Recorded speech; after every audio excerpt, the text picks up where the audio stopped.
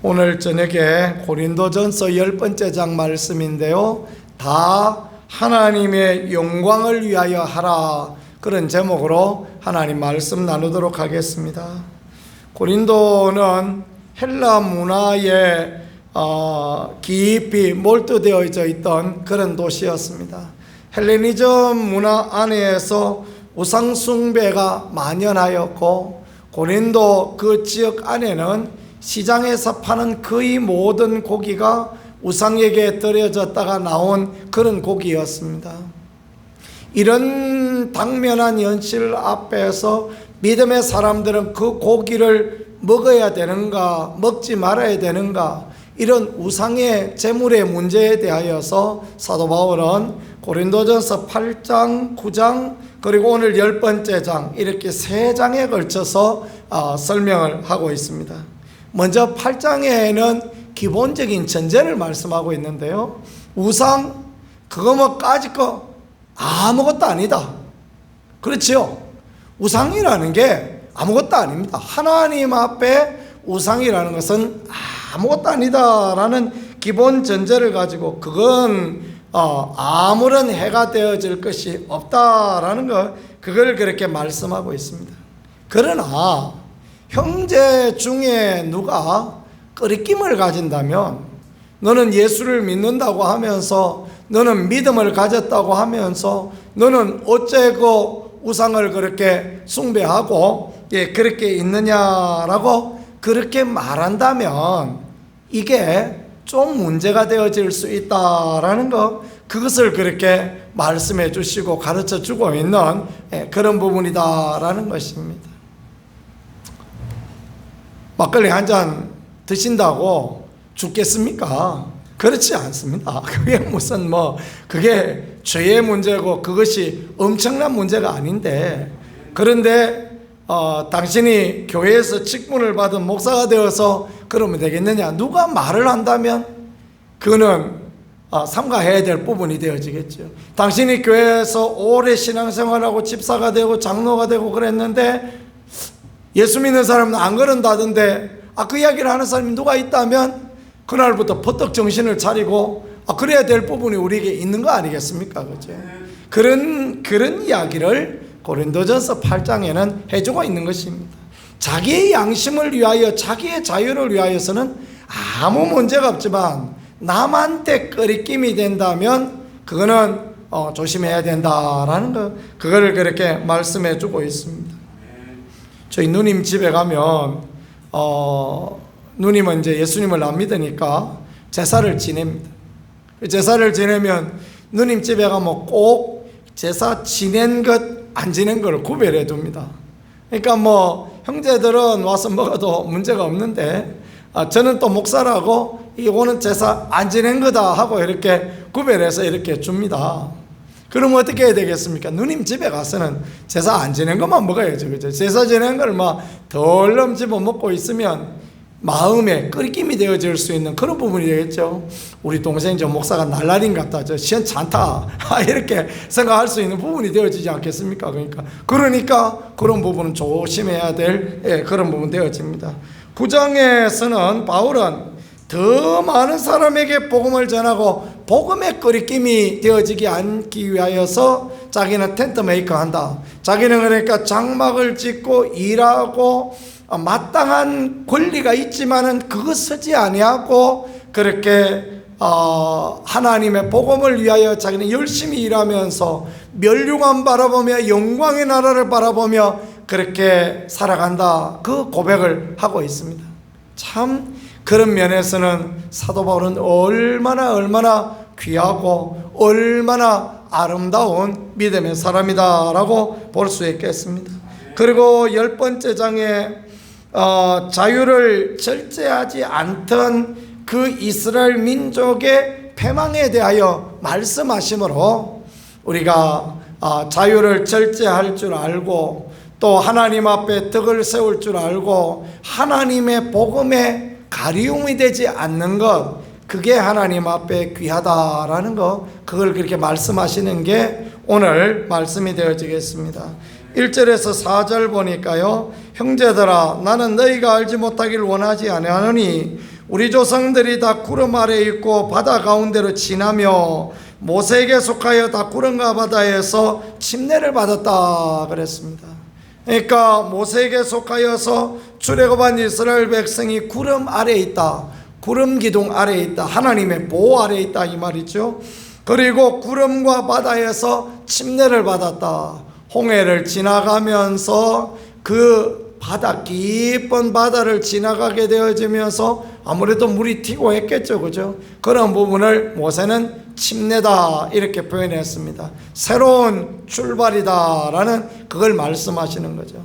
침례는 물에 들어감으로써 내가 죽고 물에서 올라옴으로 내가 주님과 함께 살겠다라는 믿음의 결단이다 그렇게 말씀드렸는데, 결혼하는 거하고 마찬가지입니다. 내가 이 사람하고 살겠다, 내가 주님과 동행하면서 살겠다 고백하는 건데, 그런다라는 것입니다.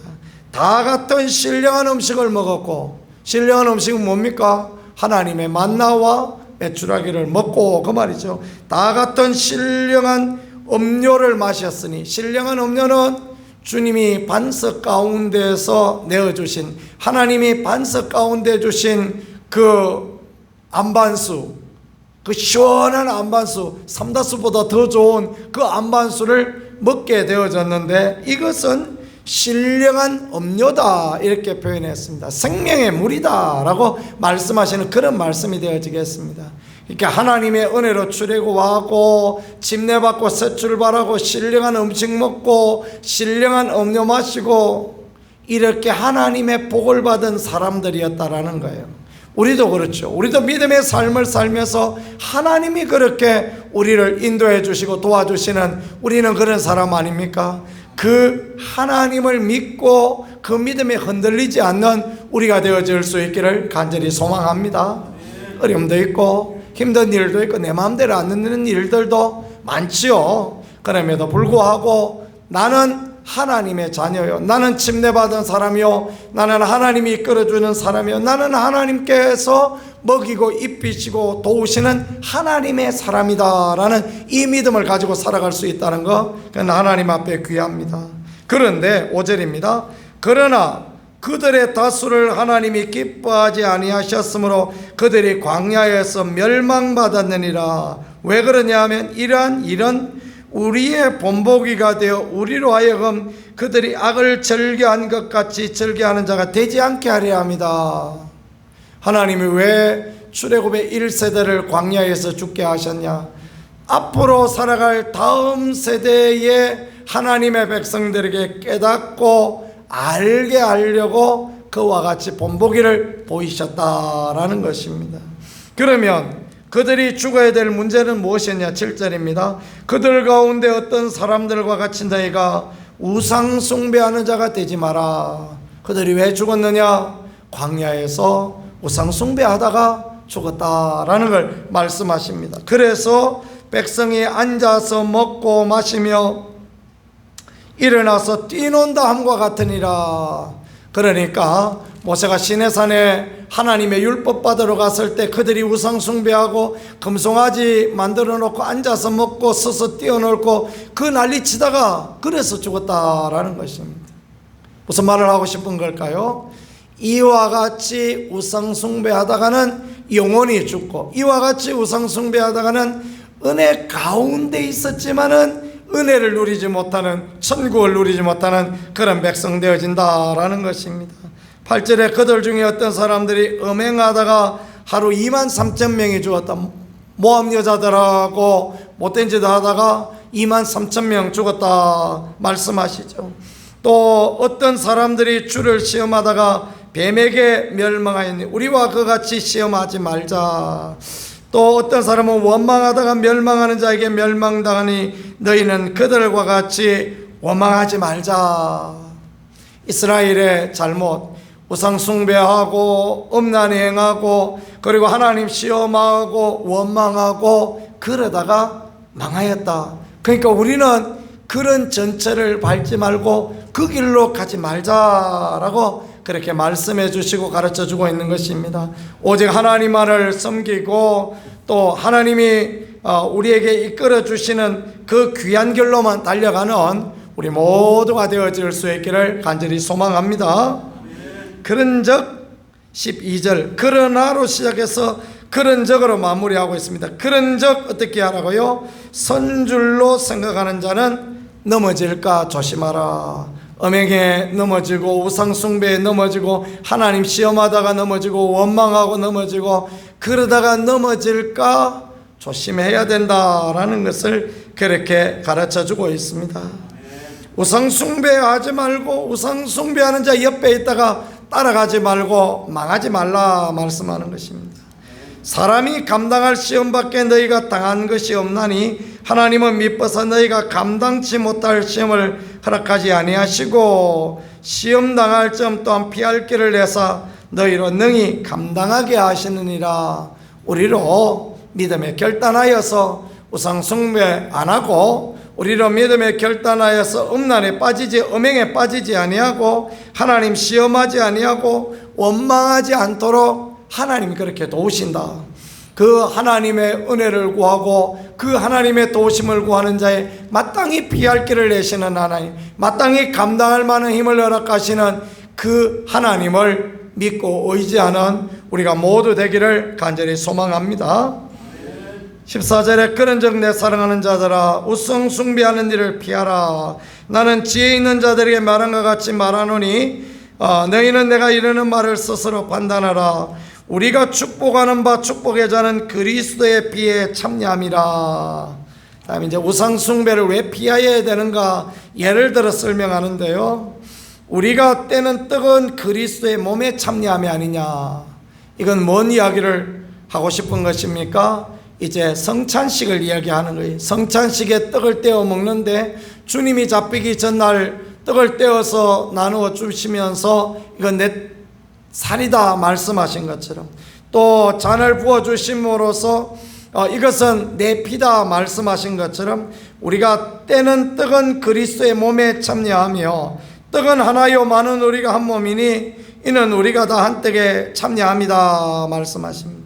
그렇습니다. 주님의 떡을 떼어 먹는 거 성찬을 나누는 거 이것은 예수님과 하나 된다라는 것을 의미하는 것입니다.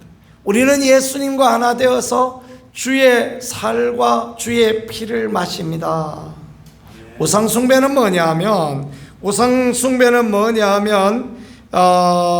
우상의 제물은 무엇이냐, 우상은 무엇이냐. 이방인이 제사하는 것은 귀신에게 하는 것이요 하나님께 제사하는 것이 아니니 나는 너희가 귀신과 교제하는 자가 되기를 원치 아니하노라. 그 우상의 제물 먹으면 결국은 성찬식에 떡 먹음으로써 잔을 마심으로써 주님과 하나 되어지는 것처럼 우상과 하나 되어지고 귀신과 하나 되어지고 악한 마귀와 하나 되어지는 것과 똑같다. 그 얘기를 지금 하시는 거예요. 뭔 말 하고 싶은 것입니까? 우상제물 그런 거 먹지 마라. 그 말씀하는 거죠. 그죠? 그러니까 먹을 수도 있고 먹지 않을 수도 있는 자유가 있지만은 영적으로 보면 그게 영의 눈을 열어보면 성찬에 참여함으로 주님과 동행하는 것처럼 우상 숭배하고 나온 그 음식을 먹음으로써 결국은 우상과 하나 되어지는 거고 우상에 제사하는 것하고 똑같은 것이요 결국은 그게 멸망길이다. 결국은 영혼이 망하게 되어지는 그런 길이다라는 것을 그렇게 가르쳐주고 있는 그런 말씀입니다. 이해가 되시지요? 저도 오늘 설교를 특별히 많이 준비하려고 하다가 쭉 읽어보니까 이해가 되어져요. 그래서 한 장만 이렇게 딱 준비해서 나왔는데 읽어보니까 이해가 됩니다. 자, 그래서 이제 결론은 무엇이냐? 우상 숭배하지 마라. 우상 숭배하는 것은 하나님의 은혜로 출발했는데 조상들과 같이 멸망의 길을 가는 것이고 또 그것은 영적으로 보면 성찬하는 것에 주님과 동행하는 것과 똑같이 되어지는 거니까 절대 귀신의 장난에 거기에 함께하지 마라 말씀하시고 마지막으로 결론은 뭐냐면 모든 것이 가하나 모든 것이 유익한 것이 아니요 모든 것이 가하나 모든 것이 덕을 세우는 거 아니다. 결국은 덕을 세우는 일을 위하여 해야 한다라는 거, 그걸 그렇게 말씀해 주시고 가르쳐 주시는 것이 오늘의 결론이다라는 것입니다.